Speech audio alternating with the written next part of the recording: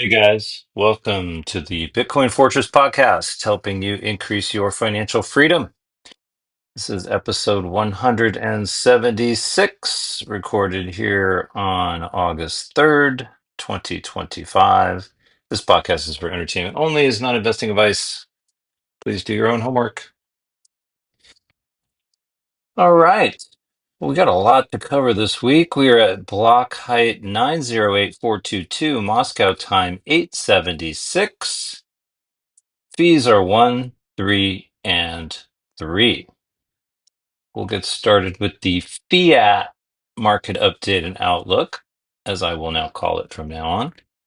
And then we'll get into the weekly top Bitcoin news. Check out this week's featured post on the Bitcoin Fortress Substack. Look ahead at what's coming up there. And we'll talk a little bit more about the book. And then we're going to do shout outs and then we're going to wrap it up. So lots of news this week. So let's get right into it. Wall Street on Friday suffered its worst week since late May as market participants that had driven stocks to record highs faced a reality check in a combination of trade developments, weak economic data, and concerns over the independence of federal organizations from U.S. President Donald Trump. Oh no. The roller coaster ride for equities began with the conclusion of the Federal Reserve's fifth Monetary Policy Committee meeting on Wednesday. The central bank held its key rate steady, and Chair Jerome Powell signaled that policymakers were in no hurry to cut interest rates. Stocks sold off after the Fed's messaging, and traders were quick to dial back rate cut odds for September. Now, hold that thought. Those odds took another hit on Thursday, and stocks took an additional beating after the release of a hot inflation indicator, the core personal consumption expenditures price index, widely seen as the Fed's preferred inflation gauge, came in a tad hotter than anticipated on a year-over-year basis for June, and the plus 2.8% reading remains stubbornly higher than the central bank's desired plus 2% target. But that's not the real inflation rate, folks. Anyway, it's much higher than that. Then came Friday's non-farm payrolls report. According to government data, U.S. job growth in July was much weaker than anticipated, while payrolls for May and June were collectively revised lower by 258,000. Joseph Bruselas, principal and chief economist at RSM US LLP, dubbed it the worst major economic report in the post-pandemic era. Rate cut odds for September sharply whipsawed back up to above 80% following the data. Money printer getting warmed up.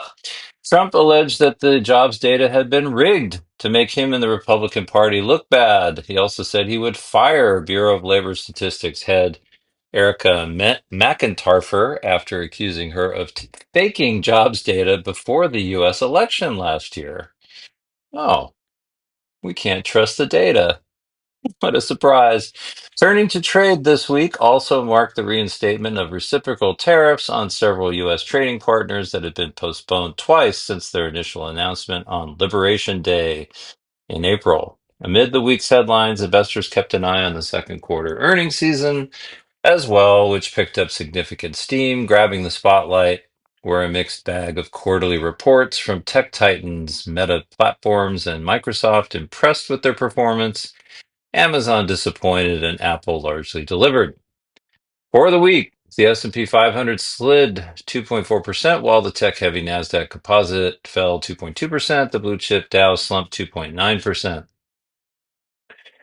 Looking ahead in fiat world, Wall Street's attention this week will be on any further fallout from the July jobs report.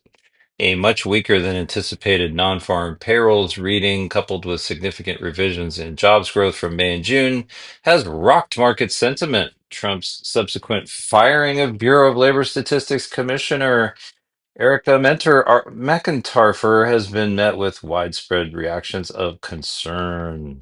Hmm. The earnings season will continue to chug out this week, though the pace will ease up considerably. About 29 members of the S&P 500 are expected to announce their reports including major names such as theme park and entertainment giant Walt Disney. The economic calendar will be fairly light compared to last week's largely packed affair. Market participants will receive services PMI readings. All right, that's enough of that, although it was entertaining. Let's get into the Bitcoin news. So, starting with the Hodler's Digest for July 27th through August 2nd from Cointelegraph. We'll try not to get too deep into the shitcoinery. Crypto companies are beginning to return to the United States as top officials signal a shift toward friendlier regulation and domestic growth. In a Thursday speech at the American First Policy Institute, SEC Chair Paul Akins called on the country to reshore the crypto businesses that fled, reinforcing a broader effort by the administration of President Donald Trump to position the U.S. as a global hub for digital assets.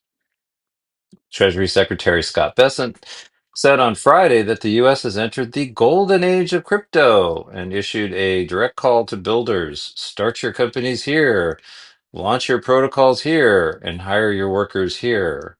And of course, so we can keep an eye on you here.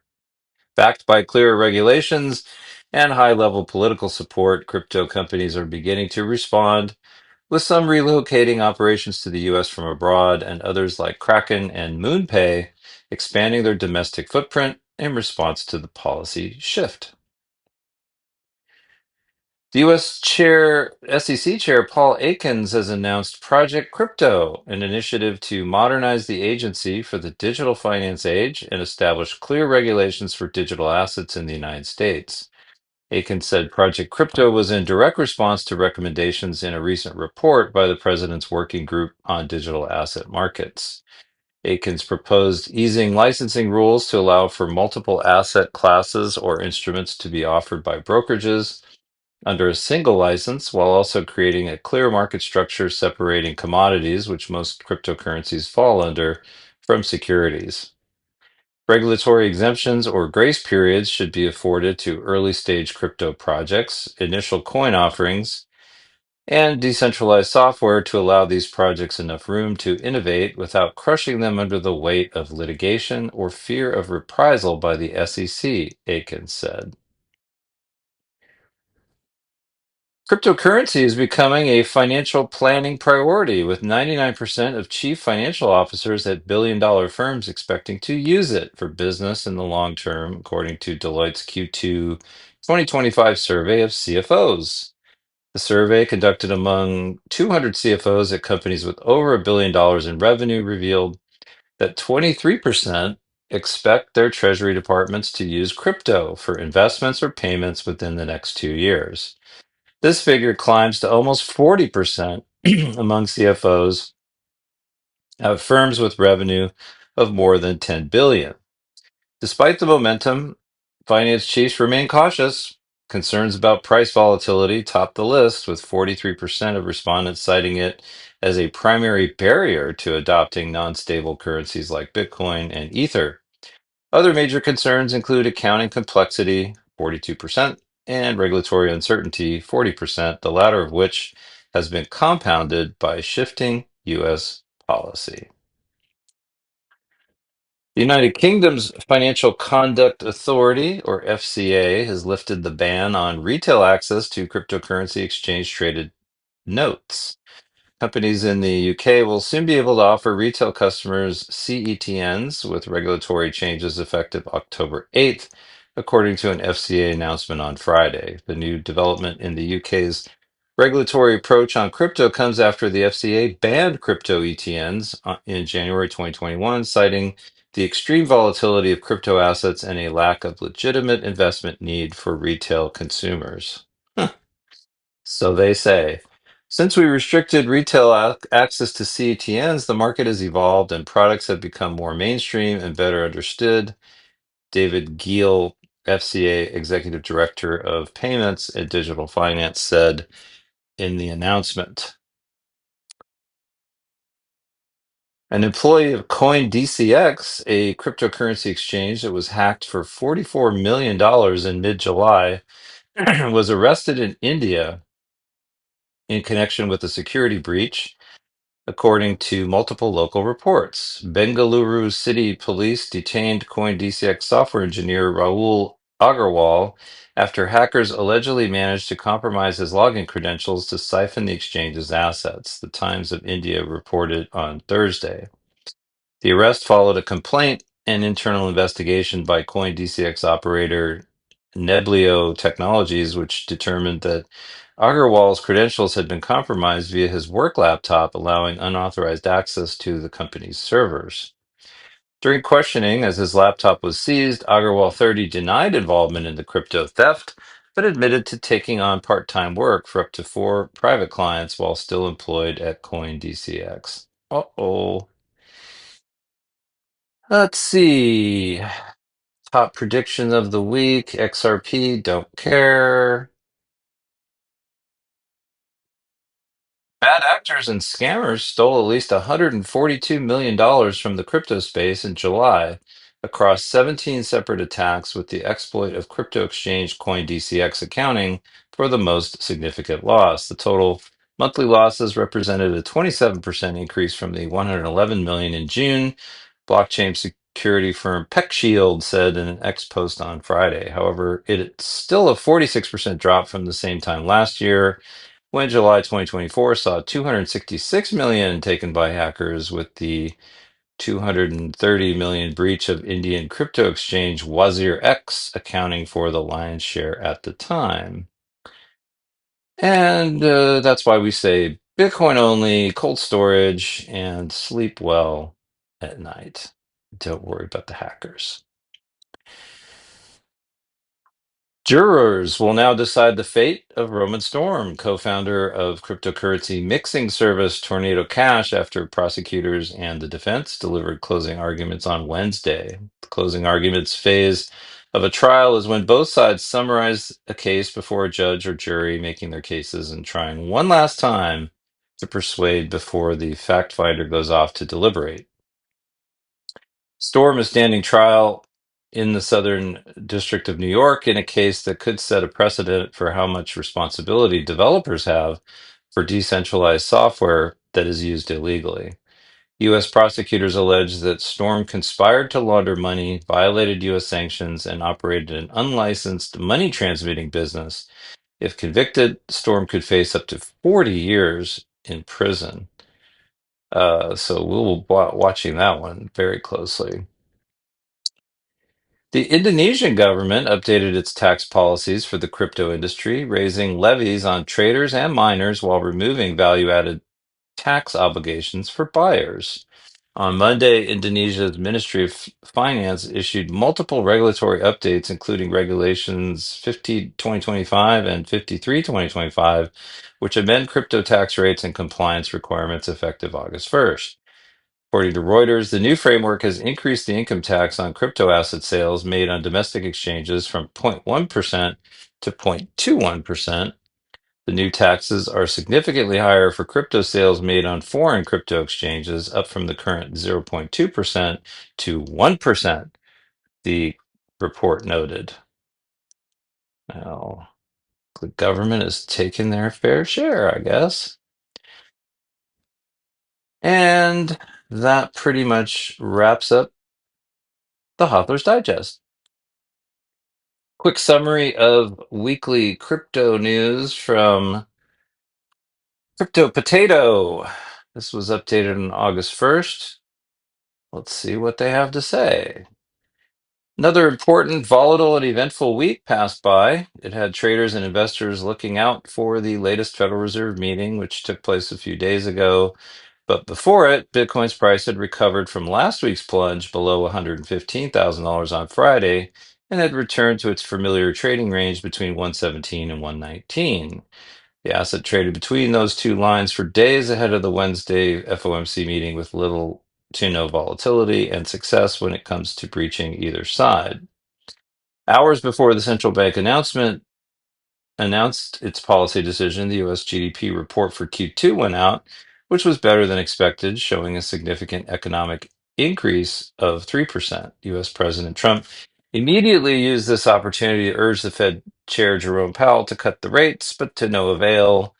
To the surprise of almost no one, the US central bank left the rates unchanged for the fifth consecutive time.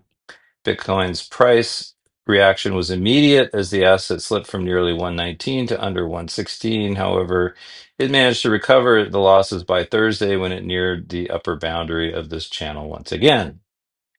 Nevertheless, the bears were persistent, and after getting some assistance from Trump's latest set of tariffs against numerous countries, rejected Bitcoin at that level within hours. The cryptocurrency's price tumbled to a 3 week low of 114 charted earlier today. Still, Bitcoin managed to mark its highest monthly closure at roughly 115,000 yesterday evening, even though it's 2.5% down on the week. The altcoins, though, have charted even more notable price declines compared to last Friday's valuations. ETH and XRP have slumped 5% each, while all the other shitcoins and many others have seen losses up to 10%. A couple little highlights on some headlines. Trump administration unveils crypto strategy but omits Bitcoin reserve plan. Hmm. Another major news that came out earlier this week was the long anticipated digital asset report from the US White House. Interestingly, it mentioned different industry initiatives like stablecoins and DeFi, but failed to provide any details about the country's strategic Bitcoin reserve. Ethereum turns 10, don't care. Ethereum inflows soar in July, don't care. Although it didn't announce a Bitcoin purchase on Monday, as usual, the Sailor spearheaded company's strategy held an IPO for 28 million shares for STRC. We'll get a little bit more into that in detail later. And raised over $2.5 billion. And of course, they used it to accumulate 21,021 Bitcoin. Gotta like that number. Reports emerged after Bitcoin's latest correction that retail investors had begun offloading sizable portions of the asset. At the same time, though, whales have been on a buying spree and now hold 68% of the cryptocurrency supply. And that about wraps up the crypto potato. So a little more price FUD here, this time from our friend Arthur Hayes, who unloads millions in ETH, PEPE, ENA. It says Bitcoin will test 100,000. Of course, now remember, Arthur Hayes is a trader and he loves the shitcoins. But you also notice that he didn't sell any of his Bitcoin. He's probably looking, he wants to buy some more if it does drop to that level, as we all would.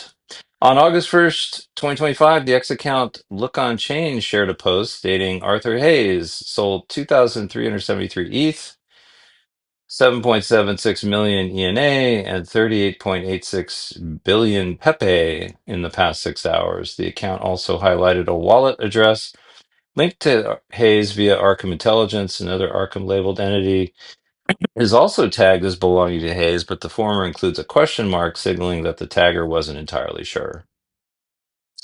Still, Hayes replied directly to Look On Chain's X post, and based on his response, seemed to imply the wallet was his. Hayes mentioned in the macroeconomic situation mentioned the macroeconomic situation in the backdrop. Hayes believed a U.S. tariff bill is looming in the third quarter, and after the latest jobs report, markets are pricing that in. He further argued that no major economy is generating enough credit to grow nominal GDP. Hayes said, so BTC tests 100K, ETH tests 3K. For more, he points to his August 25th keynote at WebEx Asia in Tokyo, then says he's headed back to the beach. Hayes likely cashed out due to short-term macroeconomic pressures, prompting a defensive portfolio adjustment during the crypto dip. Despite the sale, Hayes remains bullish long-term, anticipating fiat liquidity surges from U.S. fiscal expansion under potential Trump policies, BOJ dollar injections, and inflationary war-driven economics. In the past, he projected Bitcoin to 200,000 by year-end as crypto benefits from global monetary easing.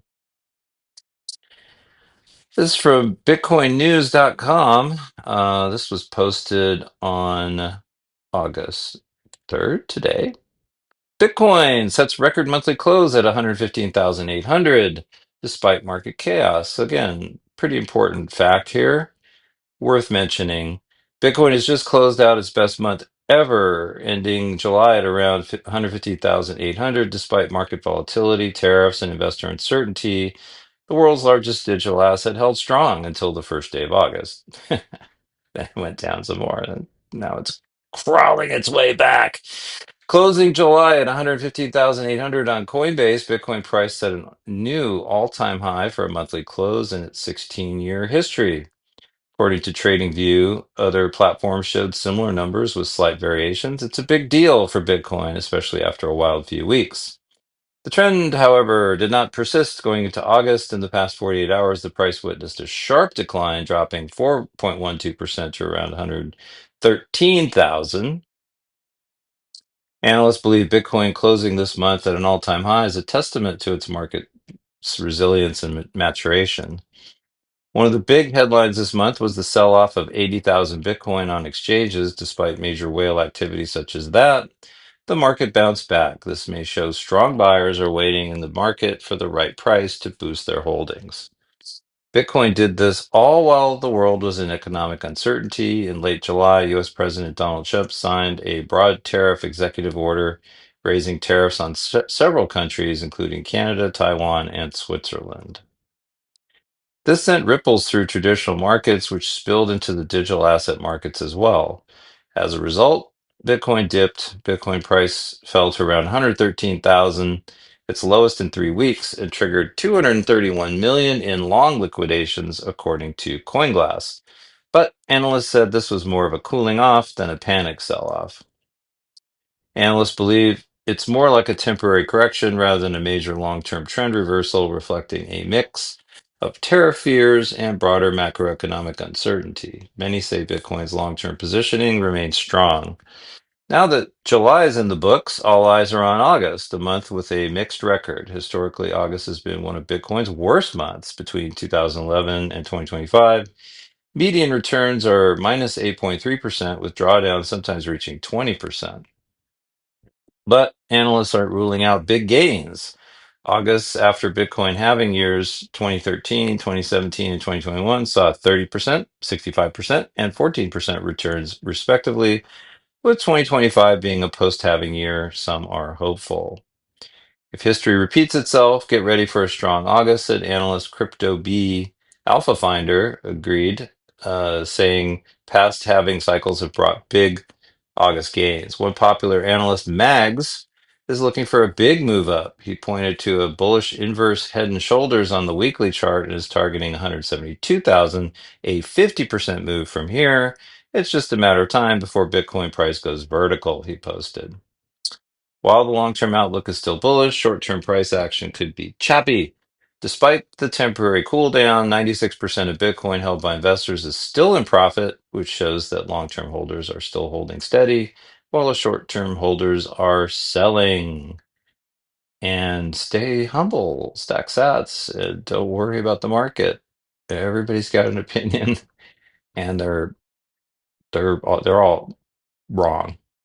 Nobody really knows what's going to happen. So just all we know is zoom out, and in the long run, they will print, Bitcoin will grow, and sleep well.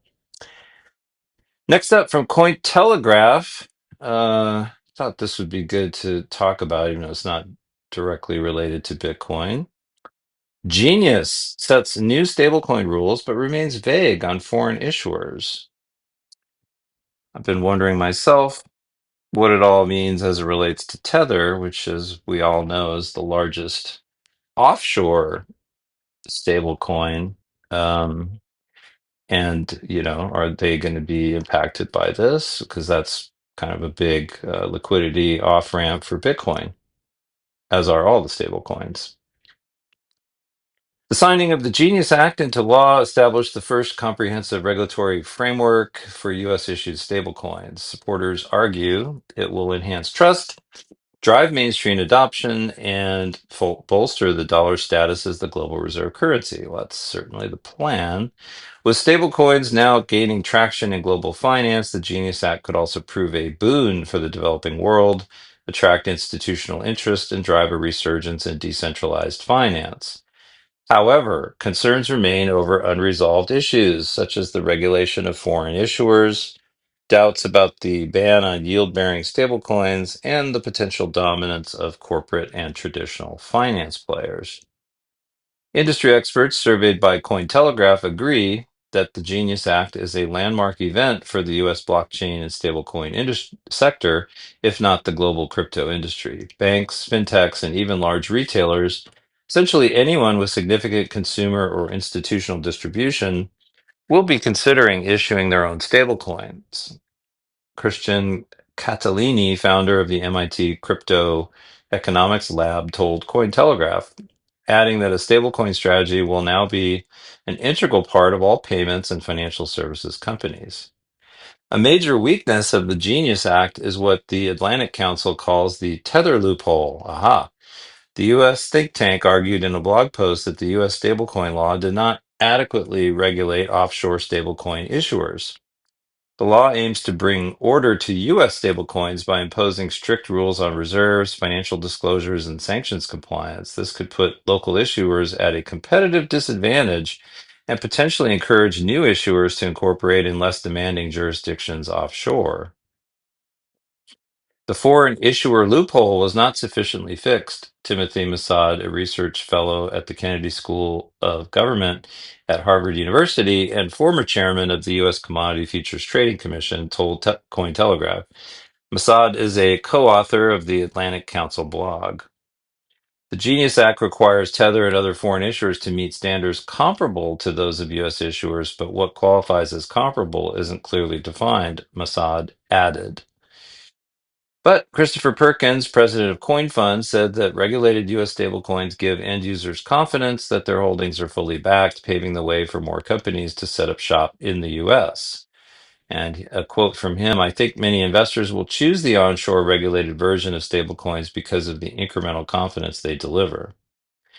In a recent media interview, Tether CEO Paulo Ardoino said that the company's foreign stablecoin, USDT, will comply with the Genius Act. It is also planning to launch a domestic stablecoin under the new law.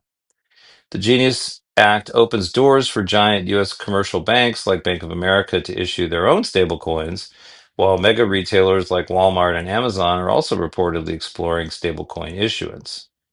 The prospect of regulated corporate stablecoin issuers raises questions about how crypto native stablecoins like Tether and USDC will be affected. Tether less so, as its lead offshore is substantial, Catalini said. He added that most of the new competition will focus on the U.S. market, which presents a more significant challenge for USDC.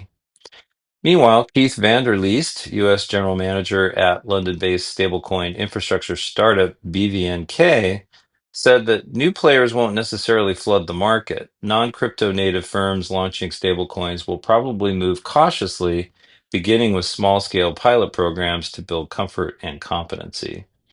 It is more likely for banks to move quicker into issuing than corporates, Vander Leest told Cointelegraph. Many will be use case specific stablecoins. The number of new stablecoins that reach scale will be limited, he said. The White House claims that the Genius Act will increase demand for U.S. debt and cement the dollar's status as the world's reserve currency. Treasury Secretary Scott Bessent said that the dollar-linked stablecoins could eventually reach at least $2 trillion in market cap, up from today's market cap of about $267 billion. Marcus Hammer, a consultant and principal at Hammer Blocks, said that because U.S. issued stablecoins must be 100% backed by U.S. dollars or their equivalents, they will naturally drive up demand for U.S. debt. Emerging markets in particular may become significant users of US dollar stablecoins as these offer more stability and efficiency compared to their often fragile local financial systems, he told Cointelegraph. But Hammer disagreed on the dollar's renewed dominance, claiming that trust in US based currencies is gradually eroding. According to Mossad, the act's impact will depend on whether stablecoins become an important means of payment or remain a niche use case. Business to business payments make up the bulk of international payments, and it's not clear whether there will be significant growth in the use of stablecoins for that purpose, he said. The Genius Act prohibits stablecoin issuers from paying interest or yield to individuals holding stablecoins. Could that put US issued stablecoins at a competitive disadvantage? Without yield, stablecoins are a depreciating asset, Perkins said. And while many believe that payments are the killer use case for stablecoins, they also serve as an important store of value in the developing world. Holders will turn to DeFi to reconstitute yield. In time, it's possible that yield bearing securities or tokens will become more accessible, continued Perkins. Until then, institutional investors who have a fiduciary duty to earn interest on their holdings may need to explore other ways to earn interest. They could offer compliant revenue sharing agreements with issuers to gain yield exposure, for instance. It almost seems counterintuitive, but the removal of yield on stablecoins could actually be good news for Ethereum based DeFi as the main alternative for passive income generation. Overall, the signing of the act is a significant milestone, Masad said. Stablecoins are the most useful application of blockchain technology to date. I don't agree with that. And even if they don't become a major means of payment, they will generate useful competition into payments. We may see tokenized bank deposits soon. Catalini of MIT Crypto Economics Lab called stablecoins the first tokenized assets to start its journey toward mainstream adoption. He added that assets such as bonds and securities will soon follow. The Genius Act sets a regulatory foundation for stablecoin issuance in the US and signals mainstream adoption is underway, despite concerns over unresolved issues such as the vague language around foreign issuers. Industry leaders view the law as a critical step for regulated dollar backed tokens. So, in summary, you will earn more in your 0.01% savings account at JP Morgan than you'll earn in stablecoins. That's awesome. That's fantastic. Next up from Bitcoinist. This was updated yesterday. A little more deep dive on controlling more Bitcoin. Strategy unveils 4.2 billion BTC-backed security. Strategy is raising more money to buy Bitcoin based on reports the company filed with the U.S. Securities and Exchange Commission on July 31st to offer up to $4.2 billion of its new variable rate Series A perpetual stretch preferred stock, or STRC. The move follows a recent IPO that funded another large Bitcoin purchase. According to the filing, Strategy, formerly MicroStrategy, can sell STRC shares at market prices through TD Securities, Barclays Capital, the benchmark company, Clear Street, and Morgan Stanley. Each share last traded at $94.50 on NASDAQ. There is no fixed schedule for the sales, giving the company room to pick the best moments. Reports have disclosed that the net proceeds are to cover general corporate needs and more Bitcoin buys, but the exact split has not been set. Strategy's recent IPO brought in $2.52 billion based on reports. The firm then turned 2.46 billion of its 2.47 billion net proceeds into about 21,021 Bitcoin. That haul lifted its total Bitcoin stash to 628,791 coins at an average cost of 73,227 per coin. The company now owns nearly 3% of Bitcoin's circulating supply. This big purchase shows how Strategy uses fresh capital almost immediately to boost its holdings. Strategy's Q2 report shows operating income of about $14 billion. That number includes an unrealized gain of $14 billion on its Bitcoin holdings, driving a little over 7,000% jump from last year. The company also posted a gross profit of $78 million from its software subscriptions and product licenses in the first half of the year. Strategy raised more than $10 billion through at the market programs and IPOs. Strategy brought in $584 million with STRK shares, $723 million with STRF, and $1 billion with STRD. The company's leadership has set stronger targets for the rest of the year, a 30% BTC yield and $20 billion in BTC gain. According to data from Bitcoin treasuries, 285 entities hold Bitcoin in their coffers, though most own only about 3.64 Bitcoin each. Strategy's bold fundraising and buying steps could keep demand high and support Bitcoin's price in coming months. At the same time, investors will watch whether the company can meet its dividend payouts if Bitcoin's price dips. US regulators are also paying close attention to big corporate moves in crypto. Strategy's approach shows how a public company can use stock sales to add more Bitcoin to its balance sheet. It will face tests if markets get shaky. For now, its big backing of Bitcoin keeps the spotlight on how far corporate treasuries can go in the crypto world. Next up from BitcoinNews.com. This was posted on August 1st. Anchorage Digital Bank acquires 10,000 Bitcoin worth 1.19 billion. Anchorage Digital, a U.S. federally chartered digital asset bank, has acquired 10,141 Bitcoin worth around $1.19 billion in just 9 hours. This is a big deal, showing institutions are getting serious about Bitcoin. The transactions were first spotted by blockchain intelligence firm Arkham, and although Anchorage hasn't officially confirmed buying it, all signs point to this being a hefty purchase by the digital asset bank. The Bitcoin was moved into an address labeled Anchorage Digital from multiple sources, so the bank likely used over the counter OTC trading to avoid big price swings. This is a common practice for big institutions when buying or selling large amounts of Bitcoin. Institutions usually don't use public exchanges for big buys to avoid price movements and to get a better deal. The Bitcoin is now likely in cold wallets with multi-signature protection offline, standard practice for regulated custodians like Anchorage. This is a big moment for mainstream Bitcoin adoption. Experts think it means large financial players are starting to believe Bitcoin is here to stay. This acquisition makes the scarce digital asset more credible as an investment option for big financial institutions. Anchorage Digital is the first federally chartered digital asset bank in the US and provides Bitcoin custody, trading, and staking services to institutional clients. As a regulated entity, its moves are big, so this isn't just about investment, it's about strategy, security, and confidence. Interestingly, this big Bitcoin buy came after Anchorage announced a push into the stablecoin market. Company partnered with Athena Labs as recently as last week to bring USDTB, a stablecoin currently issued offshore, into the US under the new Genius Act, a federal law regulating stablecoins. This dual move into both Bitcoin and regulated stablecoins shows that Anchorage is trying to be the front runner in shaping the future of digital assets.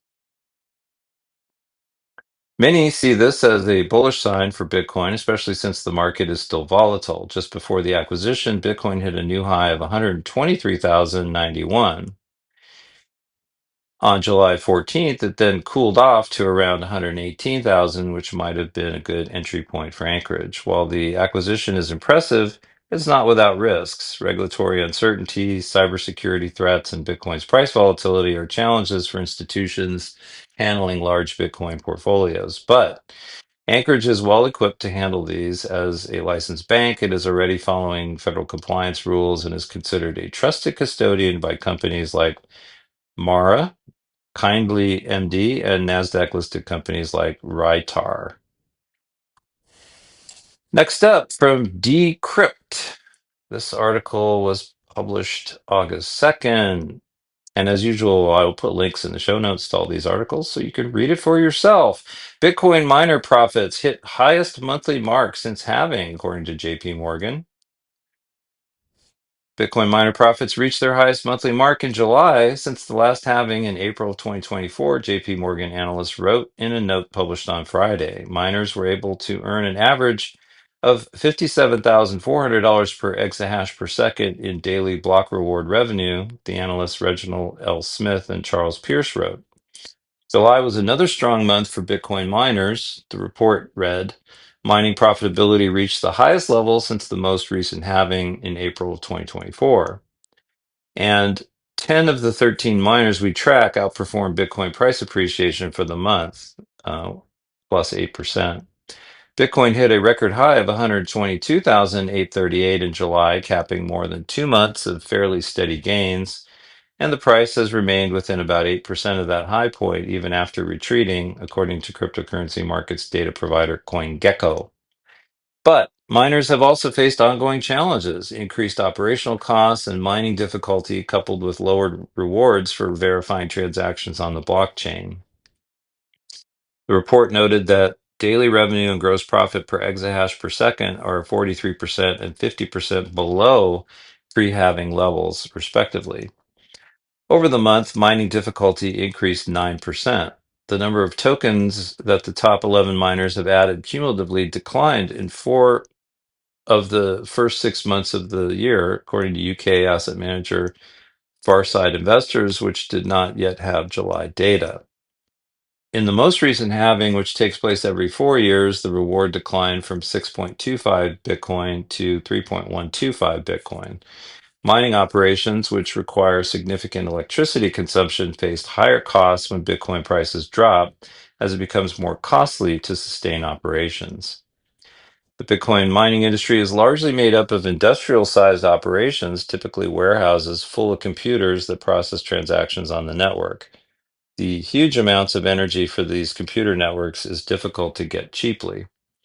On Friday, the share price of Mara Holdings, the world's largest miner, fell 3.6%. Earlier in the week, it disclosed $238 million in second quarter revenue, a 64% jump from a year prior. Net income rose 505% to a record $808 million, partly due to a $1.2 billion gain in the fair market value of Mara's Bitcoin holdings. Next up for Bitcoin Magazine, an interesting op-ed piece I thought would be good to go through.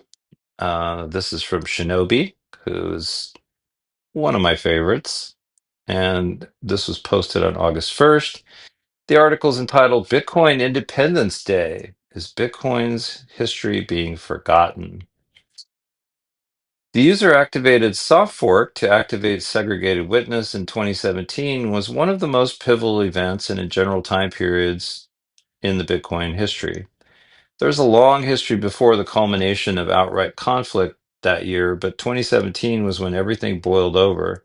What started as long-standing disagreements over technical approaches to scaling Bitcoin to a larger user base culminated in the standoff between a majority of the large corporations in the space and developers and a large group of active users and market participants. This was how it played out, regardless of the fact that there were users who supported the direction of a hard fork block size increase. The actual attempt to do so was spearheaded by massive corporations who felt that because they were the big professional players, they decided how Bitcoin would evolve. In response, a large grassroots web of users, developers, owners of smaller businesses in the space, and even traders and market makers on large exchanges began organizing and lobbying their peers to not go along with the hard fork. It was these large corporations holding the activation of segregated witness hostage and demanding an additional hard fork block size increase in exchange, and this network of users running a client that would cause a chain split while activating segregated witness if everyone else didn't cave and go along with the activation. That activation date was August 1st, 2017. It was a defining moment in Bitcoin's history, one that seems to have been mostly forgotten now. This year, there is almost no mention or discussion or celebration of this historic event. Has Bitcoin really grown so much that these pivotal moments in its history are just being forgotten? The lessons learned from them fading away in the past? This year, it really seems like it to me. Many people are not even aware of these events. Others who learned of them secondhand are already distorting and twisting the lessons taught. And rather than being cognizant of the lessons of past corporate behavior, many actively encourage repeating the mistakes of the past. Rather than remembering that Bitcoin at its strongest when it is widely distributed, when people directly interact with the network itself, peer to peer in large numbers, and encouraging growth in that direction, people blindly cheer on growing corporate influence and control. In light of that, I'm posting a video I recorded 6 years ago summarizing the deeper motivating history as well as the overall dynamics and rationale behind the UASF. I recommend watching it at least 1.25x speed. And there's a link here in the video to, uh, or a link in the article to the video that you could check out. Uh, he's exactly right. In fact, I covered that in my blog this week in a three-part series. And part two, which I'll go over later, really talked about that. And we cannot forget history, or you're doomed to repeat it. Next up, my new weekly feature, the podcast roundup, Bitcoin podcast roundup for July 28th to August 3rd. Here's what's new. So we have Rabbit Hole Recap, episode 368, No Privacy, No Freedom. Featured coverage of Samurai Wallet developers pleading guilty for unlicensed money transmission, Tornado Cash verdict updates, and broader privacy litigation. A little bit of a downer, but we need to hear this. Contextual insights on Bitcoin anonymity, regulatory developments, and the HRF story of the week.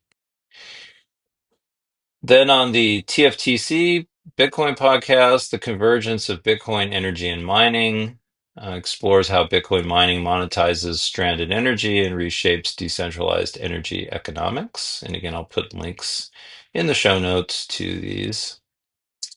Citadel Dispatch, Matt Odell covers Kaye, BitChat, and Cashew. Covers developments in Cashew, Bitcoin privacy layer, and BitChat, two key projects pushing privacy first use cases.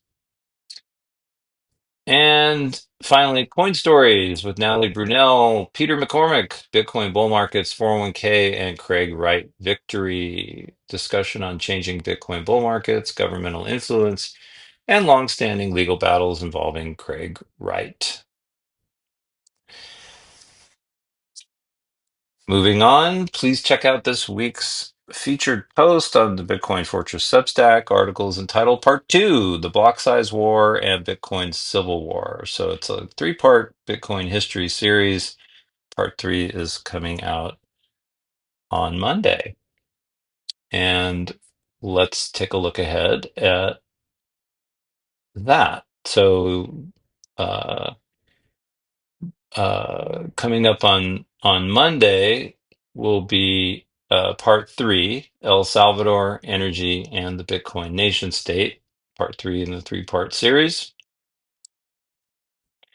And then I'm not quite sure what's coming up next, to be honest with you. I kind of did want to cover privacy on trial next, so probably that will probably be coming next up. Then we'll get into Genius Act, stablecoins for the Treasury, not the people, the first law of thermodynamics, Buckminster Fuller, and the birth of energy money, Bitcoin. We're going to talk about Bitcoin Vortex, and then finishing up with Bitcoin and the future of estate and retirement planning, a topic that I've become quite fascinated with lately. Did want to mention again the book. There's a link in the show notes to that. It's available on Kindle, paperback, and now audiobook. It's hopefully a useful orange pilling guide. I'm trying it out on some family and friends right now, and so far the feedback's been pretty good. So, shout out to At God's Death on Fountain with 225 sats. Thank you, sir. And I would thank you all for listening to the podcast. If you enjoyed the show, please like and leave a comment. Also, don't forget to subscribe on your favorite podcast app so you don't miss an episode. You can follow my Substack at bitcoinfortress.substack.com, and you can follow me on Noster. I am Noster only, and my MPub is in the show notes. And with that, I will talk to y'all next week. Or actually, I may be taking a week off because I have another family event. So we'll see you in 2 weeks then. Bye bye.